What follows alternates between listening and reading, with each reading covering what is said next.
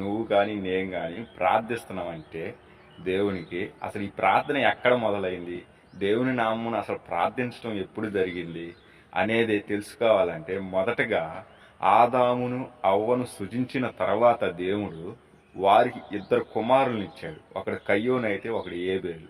ఈ కయ్యోనికి ఏబేలుకి సంబంధం లేదండి. కయ్యోను ఏబేలుని చంపివేశాడు. కయ్యోను దేశదిమ్మరై వెళ్ళిపోయాడు. కానీ కయ్యోను వెళ్ళిపోయిన తర్వాత దేవుడు ఆదామును చూసి మరొక కుమారుని ఇచ్చాడండి. ఆ కుమారుడే షేతు. ఎన్ని సంవత్సరాలకి ఇచ్చాడంటే 137 సంవత్సరాలకి ఇచ్చాడు ఆదాముకి ఒక కుమారుణ్ణి.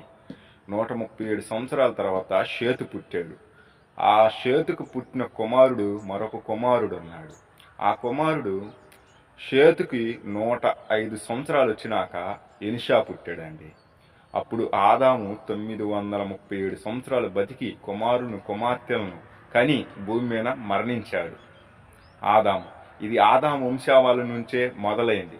కయ్యోనుకు సంబంధం లేదు. ఏబేలుకు పతిగా షేతునిచ్చాడు. ఏబేలు గొర్రెలు కాపరి, షేతు పశువుల కాపరి.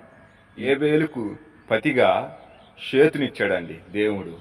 అప్పుడు షేతు నుంచే మొదలైంది. షేతుకు 105 సంవత్సరాలు వచ్చినాక ఎనిషా పుట్టాడు. ఆ ఎనిషా ఈ భూమి మీద ఎప్పుడైతే పుట్టాడో అప్పుడే భూమి మీద ప్రార్థించటం మొదలైంది. ఈ భూమి మీద మొట్టమొదటిసారిగా ప్రార్థించటం మొదలైందండి. అప్పుడే ఈ ఆదాము వంశావళి నుంచే దేవుడైన యెహోవాకు ప్రార్థించటం మొదలైందండి. ఆనాడు నుంచి ఈనాడు వరకు నువ్వు నేను ప్రార్థన మానకుండా ప్రార్థిస్తూనే ఉన్నాం దేవుడికి ఈ రోజు వరకు. అప్పుడే ప్రార్థించటం జరిగింది. ఇది ఆదాము వంశావళిలో 2వ తరంలో జరిగిందండి.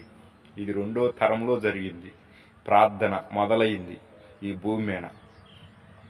దేవుడైన యెహోవా నామమున ప్రార్థించటం జరిగిందంటే ఎనిషా పుట్టిన తర్వాతేనండి ఈ భూమికి. ఆదాము తర్వాత షేతు తర్వాత ఎనిషా. ఈ ముగ్గురు తర్వాతే ప్రార్థించటం జరిగింది ఈ భూమి మీద మొట్టమొదటిసారిగా ఈనాడు. మరి దేవుని కాడికి సజీవుడిగా వెళ్ళిన వ్యక్తి ఒకే ఒక వ్యక్తి ఉన్నాడు. ఆ వ్యక్తి గురించి తెలియాలంటే నెక్స్ట్ పార్ట్ 2 అని కామెంట్ పెట్టండి. ఆ వ్యక్తి గురించి చెబుతాను. మన వీడియో నచ్చితే లైక్ చేయండి, మనకి కామెంట్ పెట్టండి, మన ఛానల్ సబ్స్క్రైబ్ చేసుకొని మన పేజీని ఫాలో అవ్వండి.